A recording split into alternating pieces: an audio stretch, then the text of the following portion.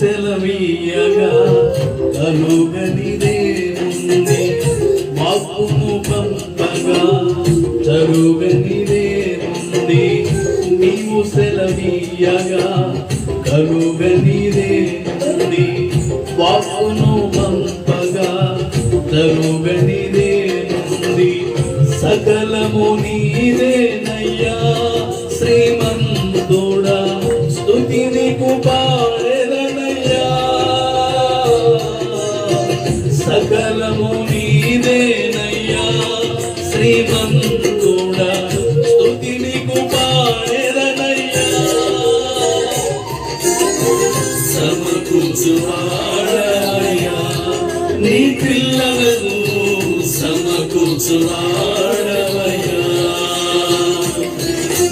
నిన్ను